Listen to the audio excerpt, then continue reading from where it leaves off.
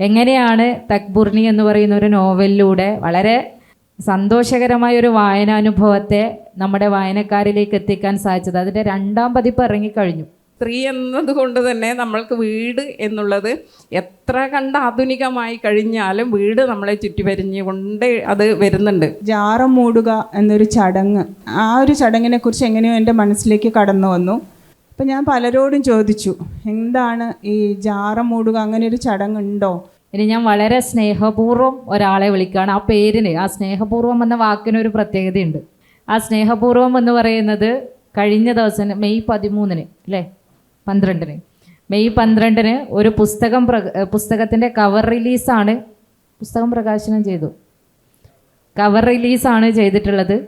സ്നേഹപൂർവ്വം എന്ന് പറയുന്ന ഒരു പുതിയ പുസ്തകം കൂടിയായി നമ്മുടെ മുന്നിലേക്ക് വരുന്ന എഴുത്തിൻ്റെ വായനയുടെ പുതിയ ലോകം നമുക്ക് തരാൻ വേണ്ടി പോകുന്നത് അർച്ചിത് അമ്മയാണ്. ഒരുപക്ഷെ നമ്മളെ ഇവിടെ ഇരിക്കുന്ന ഒട്ടുമിക്ക ആളുകളും കണ്ണൂർക്കാരാണ്, കണ്ണൂരിൻ്റെ എഴുത്തുകാരാണ്. ഇത് കൊച്ചിയിൽ നിന്ന് ഒരാൾ നമ്മുടെ സെഷനിൽ പങ്കെടുക്കാൻ വേണ്ടി ഇവിടെ എത്തിയിട്ടാണുള്ളത്. എങ്ങനെയാണ് എഴുത്തിൻ്റെ വഴിയിലൂടെ വരുന്നത്, എങ്ങനെയാണ് കണ്ണൂരിലേക്ക് എത്തിയത് എന്നൊക്കെ വളരെ വിശദമായി സംസാരിക്കുന്നതിന് വേണ്ടി അർച്ചിതിനെ സ്നേഹപൂർവ്വം ക്ഷണിക്കുന്നു. താങ്ക് യു ചേച്ചി. കൈരളി ബുക്സിനോടും അശോകേട്ടനോടും പ്രത്യേകിച്ച് നന്ദി പറയാതെ തുടങ്ങാൻ പറ്റില്ല. അങ്ങനെയാണ് കൊച്ചിയിൽ നിന്ന് ഞാൻ കണ്ണൂരെത്തുന്നത്. കൈരളി ബുക്സാണ് കണ്ണൂരുമായുള്ള സമീപകാലത്തെ ഏറ്റവും അടുത്ത ബന്ധം. ഇതിലേറ്റവും പാരഡോക്സിക്കലായിട്ടുള്ള കാര്യം എന്താണെന്ന് വെച്ചാൽ, ഞാനൊരു സാഹിത്യ വിദ്യാർത്ഥിയായിരുന്നു. ഞാൻ പഠിച്ചത് ഇംഗ്ലീഷ് സാഹിത്യമാണ്, MA BA.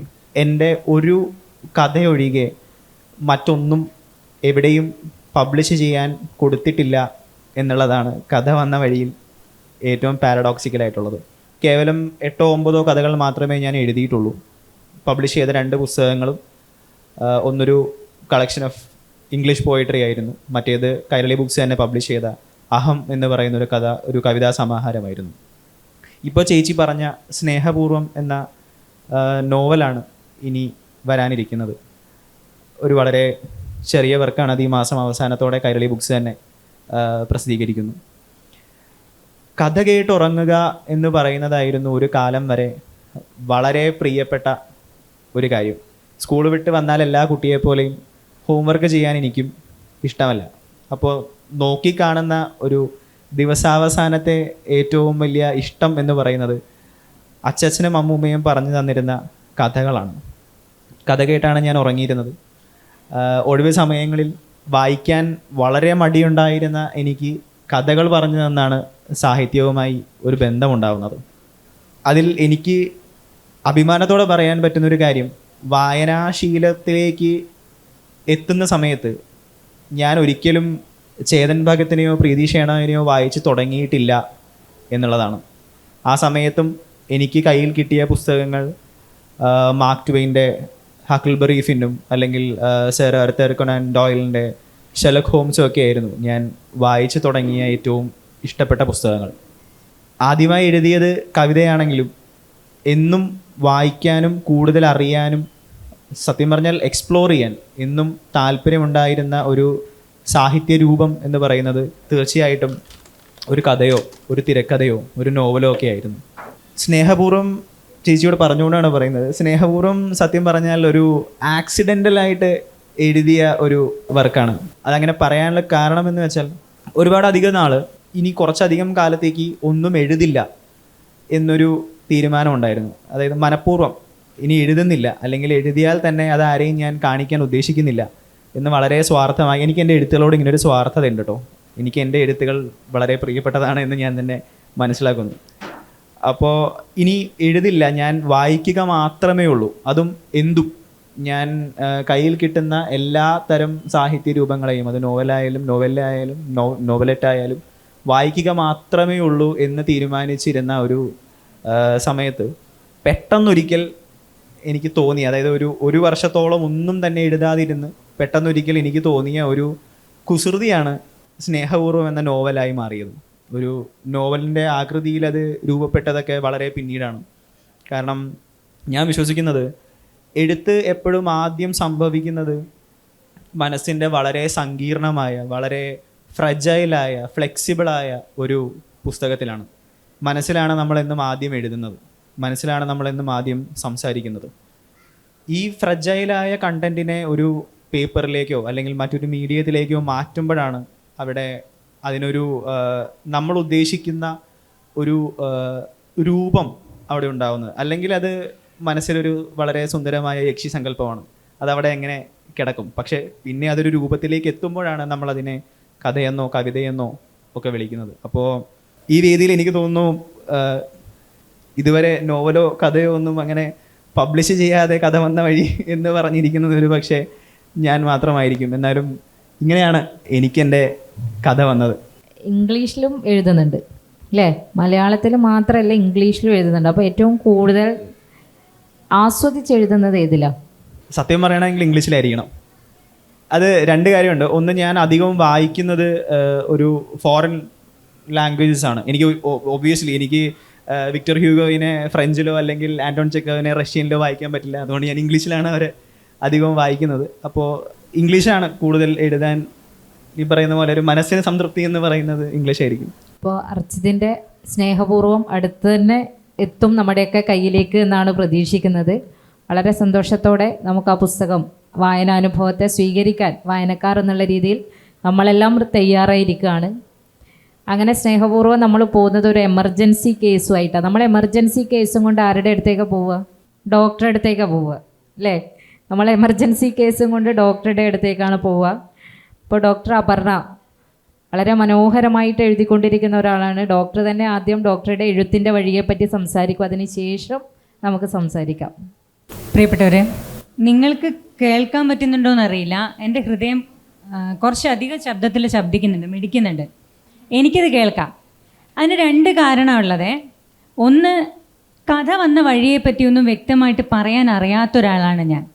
അപ്പം ചോദിക്കാം, എന്തിനാണ് പിന്നെ അശോകേട്ടൻ വിളിച്ചപ്പോൾ ഓടിപ്പിടിച്ച് വന്നത്? അതിനും രണ്ട് കാരണമുണ്ട്.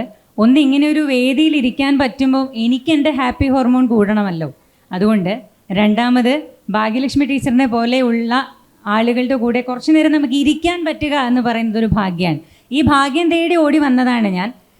വളരെ സത്യസന്ധമായി പറഞ്ഞാൽ കഥ വന്ന വഴിയെക്കുറിച്ചൊക്കെ സംസാരിക്കാനുള്ള കഴിവ് എനിക്കില്ല. പിന്നെ എനിക്ക് ആകെ പറയാൻ പറ്റുന്ന കുറച്ച് കാര്യങ്ങൾ, ഞാൻ വിചാരിച്ചിരുന്ന ചില സംഗതികളാണ്. ഞാൻ എൻ്റെ കഥ തുടങ്ങുന്നത് എനിക്കൊരു 3 വയസ്സൊക്കെ ഉള്ളപ്പോഴാണ്. അതിന് മുന്നേയുള്ള കഥ എനിക്ക് ഓർമ്മയില്ല. എൻ്റെ ഓർമ്മയിൽ എൻ്റെ കഥ തുടങ്ങുന്നത് എനിക്കൊരു 3 വയസ്സൊക്കെ ഉള്ളപ്പോഴാണ്. എൻ്റെ അച്ഛനും അമ്മയും അവരുടെ ജോലിയുടെ ഭാഗമായി അമ്മമ്മയുടെ അപ്പൂപ്പൻ്റെ അടുത്ത് കൊണ്ടാക്കി പോകുന്നു. അപ്പോൾ നമ്മൾ സാധാരണയിലധികം താഴെ ജീവിച്ച ഒരു അപ്പൂപ്പനും അമ്മമ്മയും, സാധാരണയിലധികം നമ്മുടെ ഇന്നത്തെ കാലത്ത് കാണാൻ പറ്റാത്ത സാഹചര്യത്തിൽ, അതായത് നമ്മുടെ നല്ല മഴയൊക്കെ പെയ്യുന്ന സമയത്ത് നമ്മൾ അത്യാവശ്യം പാത്രങ്ങളൊക്കെ വെച്ച് കൊടുത്തു കഴിയുമ്പോൾ താളാത്മകമായി ഈ പാത്രത്തിൻ്റെ അകത്ത് മഴ പെയ്യും. അതൊക്കെ കേൾക്കാൻ വേണ്ടി കഴിയുന്ന ഒരു വീട്ടിലാണ് നമ്മൾ ജീവിക്കുന്നത്. അപ്പം അങ്ങനെ ജീവിച്ച് വരുന്ന 3 വയസ്സിലാണ് എൻ്റെ കഥ തുടങ്ങുന്നത്. എൻ്റെ കഥയിലെ ആദ്യത്തെ കഥാപാത്രം എന്നൊക്കെ പറയുന്നത് അപ്പൂപ്പൻ തന്നെയാണ്. എൻ്റെ മനസ്സിലാണ് കേട്ടോ കഥ തുടങ്ങുന്ന, പേപ്പറിലൊന്നുമല്ല.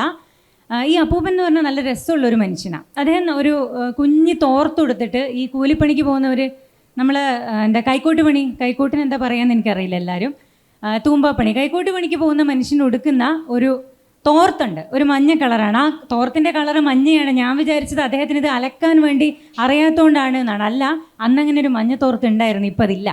ഈ മഞ്ഞ ഒറ്റ തോർത്തൊക്കെ കൊടുത്ത് നമ്മുടെ കൈക്കോട്ടൊക്കെ ചുമലിൽ വെച്ച് പോയി തിരിച്ചു വരുന്ന മനുഷ്യൻ. ഈ 2 മനുഷ്യന്മാരെ ഞാൻ എല്ലാ ദിവസവും കാണും. ഈ പണിക്ക് പോകുന്ന മനുഷ്യനും പണി കഴിഞ്ഞ് വരുന്ന മനുഷ്യനും. പണിക്ക് പോകുന്ന മനുഷ്യൻ എങ്ങനെയാണെന്ന് വെച്ചാൽ അതിലും രസം പണി കഴിഞ്ഞ് വരുന്ന മനുഷ്യനാണ്. വേഗത്തിൽ ആ മനുഷ്യനെ പറ്റി പറയാം. ഞാൻ കണ്ട ഏറ്റവും മനോഹരമായ കഥാപാത്രം അദ്ദേഹമാണ്. അദ്ദേഹം പണി കഴിഞ്ഞ് വരുമ്പോൾ അദ്ദേഹത്തിൻ്റെ കയ്യിൽ 2 നെയ്യപ്പം ഉണ്ടാവും. നെയ്യപ്പം എന്ന് പറയുമ്പോൾ നമ്മൾ ചീനച്ചട്ടിയിൽ ഉണ്ടാക്കണം. ഈ കാരയിൽ ഉണ്ടാക്കുന്ന കുഞ്ഞല്ല, നമ്മൾ ഈ പീടികയിലൊക്കെ കിട്ടുന്ന, കടയിലൊക്കെ കിട്ടുന്ന ചീനച്ചട്ടിയിൽ ഉണ്ടാക്കുന്ന ബ്രൗണിഷ് കളറുള്ള, അറ്റമൊക്കെ മൊരിഞ്ഞിട്ടുള്ള നല്ല മണമുള്ള അപ്പം. ഇത് കടലാസിലാണ് പൊതിഞ്ഞിട്ടുണ്ടാവുക. ഈ പൊതിഞ്ഞ 2 അപ്പം മിക്കവാറും വീട്ടിലെത്താറില്ല. ഇതെവിടെ എത്തുമെന്ന് വെച്ചാൽ അദ്ദേഹത്തിൻ്റെ ഒരു മദ്യപാന സഭയൊക്കെ ഉണ്ട്. ഈ സഭയുടെയൊക്കെ ബാക്കിയായിട്ടാണ് അദ്ദേഹം വരിക. അപ്പോൾ അത് മിക്കവാറും ഒന്നുകിൽ കണ്ടത്തിൽ നമ്മൾ വാഴയണി എന്നൊക്കെ പറയും. എന്താ എല്ലാവരും അതിനൊക്കെ പറയാമെന്ന് എനിക്കറിയില്ല കേട്ടോ. ഈ 2 കണ്ടങ്ങൾക്കിടയിൽ കൂടെ, വയലിൻ്റെ ഇടയിലൂടെ കീറിയിട്ട വാഴയണിയൊക്കെ ഉണ്ട്.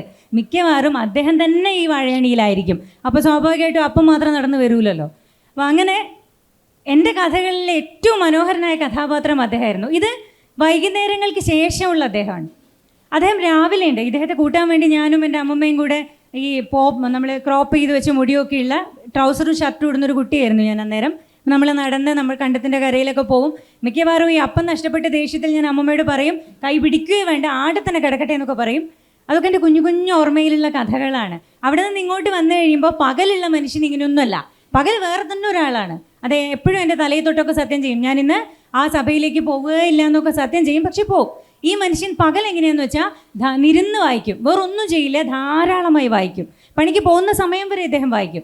എല്ലാ ആഴ്ച പതിപ്പുകളും തത്തമ്മ, പൂമ്പാറ്റ, ബാലരമ, അമർചിത്ര കഥ മുതലെല്ലാം എൻ്റെ കയ്യിലും കൊണ്ടുവന്ന് തരും. ഓർക്കണം, ഞാൻ തീരെ ചെറിയ കുട്ടിയാണ്. അപ്പോൾ ഇദ്ദേഹം എന്നിട്ട് ലൈബ്രറിയിൽ പോവും, 2ാം മൊഴി ഉൾപ്പെടെയുള്ള പുസ്തകങ്ങൾ കൊണ്ടുവന്ന് തരും. അപ്പം ഞാൻ എൻ്റെ ആ കുട്ടിക്കാലത്ത് ഞാൻ വിചാരിച്ചുകൊണ്ടിരുന്ന ഒരു കാര്യം എന്താ വെച്ചാൽ, ഇതാണ് കുട്ടിക്കാലം എന്നാണ്. എനിക്കറിയില്ലായിരുന്നു കുട്ടിക്കാലത്തിന് വേറൊരു മുഖമുണ്ട്. കുട്ടിക്കാലത്ത് കുട്ടികൾ കളിക്കാൻ പോകും എന്നൊക്കെ ഞാൻ മനസ്സിലാക്കിയത് ഞാൻ സ്കൂളിലെത്തിയപ്പോഴാണ്. എന്നെ കളിക്കാനേ വിടാറില്ല. ആകെപ്പാടെ ഞാൻ ഒരു തവണ കളിക്കാൻ പോയത് കുറച്ച് കുട്ടികളുടെ കൂടെ, എൻ്റെ അതേ പ്രായമുള്ള കുറച്ച് ആൾക്കാർ എന്നെ പരതി വന്നപ്പോൾ അവരുടെ കൂടെ നമ്മുടെ നൊയ്ച്ചിങ്ങ എന്ന് പറയുന്നൊരു സംഗതിയുണ്ട്, എന്താ അതിൻ്റെ പേരറിയില്ല, അത് പെറുക്കാൻ വേണ്ടി പോകാനൊരു ശ്രമം നടത്തി. അതിന് അപ്പൂപ്പൻ എന്ത് ചെയ്തു വെച്ച് കഴിഞ്ഞാൽ, വള്ളിത്തണ്ടാണ് അപ്പൂപ്പൻ്റെ ആയുധം. എപ്പോഴും ഒന്നും അടിക്കില്ല, അടിക്കുമ്പോൾ മുട്ടിന് താഴെ മാത്രമേ അടിക്കുകയുള്ളൂ. അങ്ങനെ നോക്കി എന്നെ മുട്ടിന് താഴെ അടിച്ചടിച്ച് ഞാനിങ്ങനെ ചാടി വീട്ടിൽ തിരിച്ചു വന്നു. പിന്നെ ഏതോ ഒരു കളിക്കും കൂടിയേ പോയിട്ടുള്ളൂ. ആ പോക്കൊന്നും പിന്നെ ഉണ്ടായിട്ടില്ല. അപ്പം ഞാൻ മനസ്സിലാക്കി എന്താ വെച്ചാൽ, സ്കൂളിൽ വന്ന് മറ്റു കുട്ടികളുടെ അഭിപ്രായങ്ങളും അവരുടെ അനുഭവങ്ങളും ഒക്കെ കേൾക്കുന്നത് വരെ ഞാൻ കരുതിയിരുന്നത് ഇതാണ് കുട്ടിക്കാലം എന്നാണ്.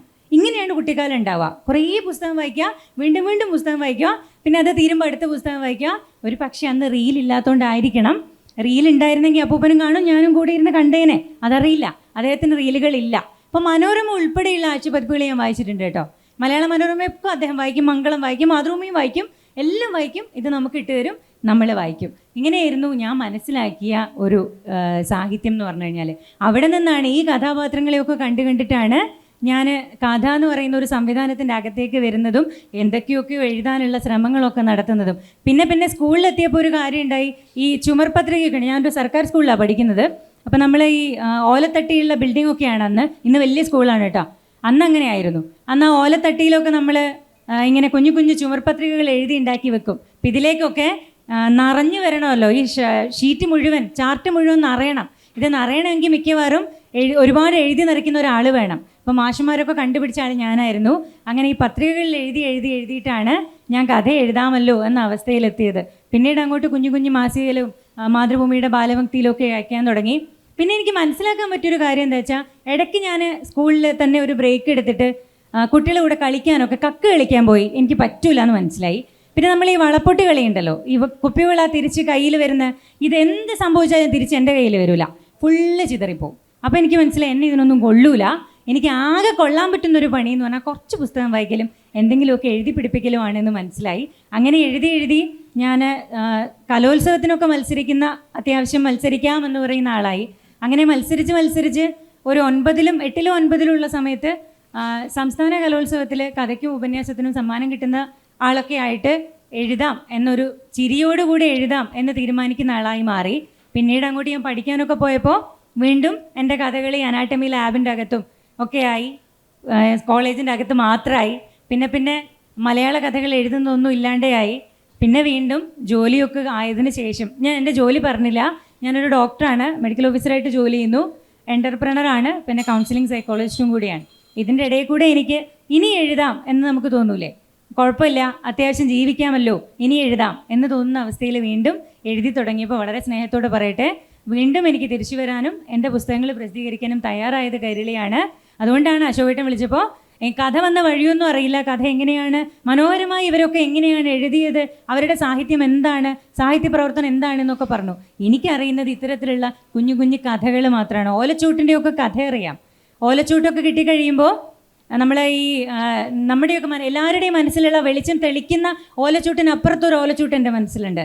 ഈ ഓലച്ചൂട്ടുമായിട്ട് വൈകുന്നേരം വരുന്ന മനുഷ്യൻ മേളിൽ നമ്മളെ കൂര മേഞ്ഞിരിക്കുന്ന ഒരു ഓലയുണ്ടല്ലോ, ഈ ഓലയിലേക്ക് ഈ ചൂട്ട് വലിച്ചെറിയുമ്പോൾ എന്താ ഉണ്ടാവുക? കത്തും. മേലെ കത്തുമ്പോൾ വളരെ സന്തോഷത്തോടെ എന്നെയും എടുത്ത് ഓടിപ്പോകുന്ന ഒരു അമ്മമ്മയൊക്കെ എൻ്റെ മനസ്സിലുണ്ട്. എൻ്റെ ചെറുപ്പം മുതൽ എൻ്റെ കൂടെ ഒരുപാട് കഥകൾ ഉണ്ടാവുന്നത് അങ്ങനെയാണ്. ആ കഥകളെയൊക്കെ ഇങ്ങനെ താലോലിച്ച് സ്നേഹിച്ച് മനസ്സിനകത്ത് ഇങ്ങനെ കൊണ്ടു നടക്കുന്ന ഒരു സാധാരണ കഥയെഴുത്തുകാരൻ മാത്രമാണ് ഞാൻ. കൂടുതലൊന്നും പറയാനില്ല. ഇങ്ങനെയൊക്കെ ആയിരിക്കാം ഒരു പക്ഷേ മനസ്സിനകത്തെ കഥയും കഥാപാത്രങ്ങളും ജീവിതവും ഒക്കെ വന്നിട്ടുണ്ടാവുക എന്ന് കരുതുന്നു. ഇപ്പം നിങ്ങൾ ആ ഹൃദയമിടിപ്പ് കേൾക്കുന്നുണ്ടോ?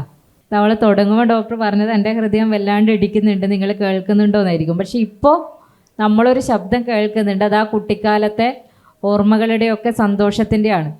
പക്ഷേ ഡോക്ടർ ഇപ്പോൾ പറഞ്ഞ സമയത്ത് ഇവിടെ ഇരിക്കുന്ന ഞാനുൾപ്പെടെ എൻ്റെ മുന്നിലിരിക്കുന്ന ചിലരെങ്കിലും കുട്ടിക്കാലത്തേക്ക് പോയിട്ടുണ്ട് അല്ലേ?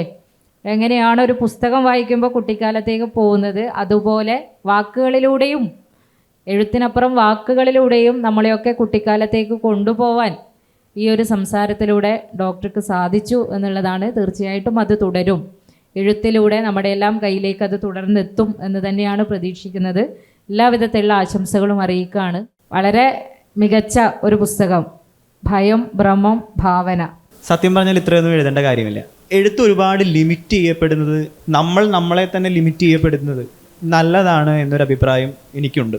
എഴുത്തിൽ മാത്രമൊന്നുമല്ല, ഡോക്ടർ പണിയിലായാലും ചായ കുടിക്കുന്ന കാര്യത്തിലായാലും ഇനി ഒരു പരിപാടി കേൾക്കാൻ വേണ്ടി നമ്മളിങ്ങനെ പോകുന്ന സമയത്തിൻ്റെ കാര്യത്തിലായാലും എല്ലാം ജെൻഡർ ഇനിക്വാലിറ്റി ഉള്ള നാട്ടിൽ തന്നെ നമ്മൾ ജീവിക്കുന്നത്. അതിലെനിക്കൊരു സംശയമില്ല. സ്ത്രീകൾക്ക് പ്രത്യേകമായി ഉണ്ട ഒരു കഴിവാണ് അതെന്ന് പുരുഷന്മാരെ ഇരുത്തിക്കൊണ്ട് തന്നെ ഞാൻ വേണമെങ്കിൽ പറയാം.